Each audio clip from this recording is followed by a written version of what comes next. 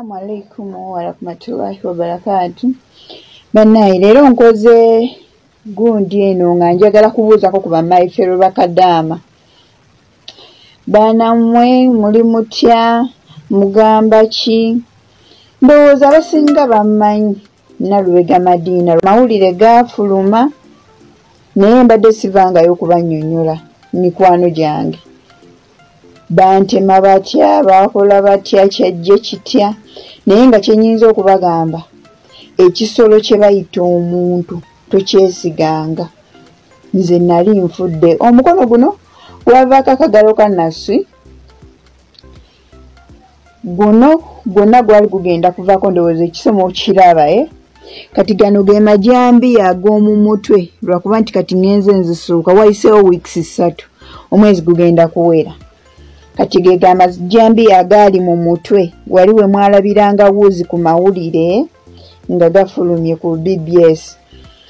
Banamwe nali nfudde ng'ate omuntu eyali anzize yali mwami wange eyakeera ku makya najja ewaka nanjija mbazadde, sigamba nti oba nali neefumbiza no, wabula yakeera ku makya nanjija mbazadde nampasa ng'era ndaga njagala n'okutuuka okumpangira batuuka okunzita yasooka kuntwalako out mu mizannyo gyali gize emityana.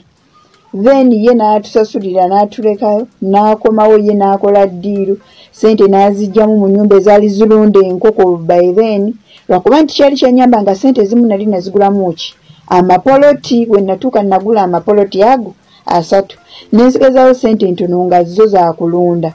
Ezo n'azitwala, kadi za piki 2 n'azitwala. Yali asazeewo bakole ki banzite, naye nga wakati wali tetulina misunderstanding. Yali anjagala bulungi nga tewali kwolwo olunaku lwe yali agenda okunzita nasiba ndya birungi byerere nga mbuuza mami oyagala ki, mami oyagala ki, kyenjagala ki. Olweggulo ne lutuuka n'angamba nkutwalako awutu nga toyinza nakutegera nti alina omutima omubi.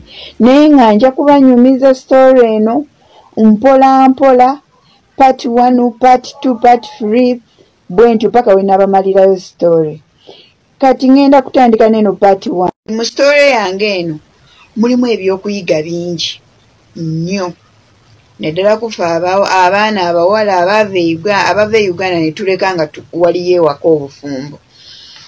Nti abasajja be tuleka e Uganda bayina akasajja ku mutima ate tagenda kakulaga, never agenda kulaga omukwano. Wanaaba kuyambye nnyo ajja kufuba ngeri gyakuggyako ssente akute, naye ate wanaaba takuyambye ajja kukolanga kino ekyange kye bankola, kuba kati nze mbadde mugezi nnyo nga kizibu nnyo okunjijjako ssente, era ng'olina kusooka kuntema n'onjijjawo n'olyoka otwala ebyange. Ntuuka nkomawo, omwami ye yankima ku airport, tukomawo tutuuka eka awo mu biseera bya corona awo ng'anaatera okuggwako awo lockdown yasembayo mu Uganda. Tutuuka ewaka, tumala okutuuka ewaka aleeta ekiteeso nti ssente zenkoze ku kyeyo. Jjukira nze nakola nga nteeka ku akawunti yange ate eyanteerangayo yalinga sisita wange anzirako. Kati aleeta ekiteeso nti ssente zonna nga bwe nzikoze muguliremu emmotoka, ye mukwase emmotoka mbu yakole nga nsasula. Oba kitegeera ayagala ngula emmotoka ya tipa mu ssente zonna zenguze zenkoze mu kyeyo. Ekintu ekyo nze saakigula, kye nakola namuyita emabega nga ssente zonna nzigulamu poloti, era ku akawunti yange enkadde poloti ezo nazibakwatira nga ngulamu poloti. Nagula poloti 3, nga ngula poloti y'emiliyoni 4, nga ngula ey'3.5, nga ngula n'ey'3, nga mbeera nga nyina poloti ezo 3 olw'ensonga nti nakomerawo mu biseera bya corona nga teriyo bizinensi gy'oyinza kwepikira, ne ngamba kansooke nteeke mu ttaka. Kati agenda okunnemerako eky'emmotoka we namala ebiwandiiko bya poloti endagaano zange nenziteresa ewaffe. Kati yagenda okunnemerako okugamba nti anjijjako ssente ezo, agenda okukitegera nga zonna mazo zigulamu ekyo obupoloti. Kati zino ze nasigazaawo ez'okulunda ewaka kuba yali aŋŋaanye okukola ayagala nkolera eka. Kati ezo ze nasigazaawo ez'okulunda ewaka ze zino ze bantemeera obukadde 4 nali naleetako enkoko 2 ku bukadde obwo 4 wabaddewo emitwalo obukadde 3 mu emitwalo 7. Eno ye part 3 eya story yange.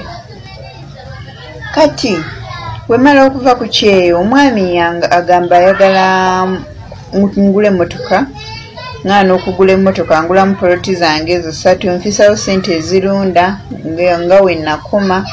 Kati wenafisawo sente ezirunda nga nkolaki nga tubeerawo ewaka nga nze mmanyi ebintu abivuddeko kumbe ye yasigala n'akasajja ku mutima nga tubeera ewaka nga nsaba okuzza ku mwana gwe twali tuyina nga alaga talina buzibu bwonna. Baanamu ekyanzigwako okubeera nti omusajja yabeeranga n'akasajja ku mutima ye kumbe kyamulumanga nnyo okubeera nti muyiseeko kubanga omwami yali yalinako ku ssente naye nga zadrayingamuuko. Kati ng'ate nze ntandise omuyitako kati nze yalinga amusinga kati ku ssente oba owulidde. Kati ye kyamulumanga nga nze sikimanyi. Tandika okulunda enkoko zitambula nnunda za nnyama nkubye ekiyumba ekyokubiri zino zifuluma zino zikola bwe ziti. Nze saamanya nti alina kyampangira olunaku lwakya waliyo emizannyo egizze emityana. Emizannyo egyo bagiyita nabbosawo ebintu ebyo mugumuzannyo bagumugumanyi gwe bayita nabbosa gwe gwali guzze ne bajjofre lutaaya emityana nga bazze nga nsaba bulungi nga ngamba mami nsaba kutwalako out amugambo yagala kuntwalako out naye nga nze nkimanyi omwami wange si muntu wa bintu bya mizannyo nze nali manyi oba nosaaga amugambo yagala kuntwalako out nti siina buzibu olunaku lwonna yesiiba talina buzibu ng'ewaka tuli fayini nga kyenjagala kyambuzi oyagala kulya ki kuba yambuzi oyagala kulya nvaaki ne mugamba nali njagala kulya mpuuta nteme n'aginoonya mityana munne empuuta nebula n'avuga n'agenda waliwo emityana we bayita ekitundu bakiyita Naama gye yagijja n'atugulirawo soda ekyemisana kuba famire entono atutwala out. Bwe yatuuka nga tusasulira ffe nga tuyingira ye teyayingira ng'agamba ngenda kubakima oluvannyuma. Nze saabifaako ngera bw'omanya bakyala nalowooza neŋŋamba oba ayina ddiiru ze oba neŋŋamba naye kasitafa atusasulidde nga tuyingira. This is part 4 about my story kuba nakoma ku part 3. Twakoma nga mwami galabuzi bba wange atusasulidde n'omwana tuyingidde mu mizannyo. Bwe yamala otusasulira yaŋŋamba mami mugende mukwate ekifo mumale okukwata ekifo oluvannyuma emizannyo ginaba ginaatera okutandika ngenda kukomawo mbakole ki mbeegatteko. Twamulinda tetwamulaba ffe ne tulowooza maybe alina programu ze ne tumulinda atukime. Essaawa y'otukima we yatuuka najja n'atupiikinga n'atuleeta ewaka wabula kye tutaategeera nti wano mutuleeta mu mizannyo ye yaddayo ewaka. Kati ye bwe yaddayo ewaka n'akola atya n'asobola okufuna obudde obukola ki obunoonya ssente. N'amala okunoonya ssente n'aziraba n'akyusa security light n'agijjamu balubu eyaka n'ateekamu balubu enfu. Kati ffe tugenda okutuuka ewaka ndaba ettala ly'omu nkoko lyaka ate likwatagana ne security light ey'ewabweru. Mubuuza ddadi lwaki ettala ly'omu nkoko lyaka ate engeri ewabweru teryaka kivudde ku ki? Kwe ye nga ŋŋamba kirabika lyakoze eki lyakubye which is okay nankireka nga ŋŋamba maybe lyakubye naye nga twalese lyaka kuba twasimbula ewaka saawa emu ey'olweggulo tukomawo ekiro 7 emizannyo egyo gya nabbosa giwedde. Kati programu yange yali yakuyingira mu nkoko kuzongera mmere.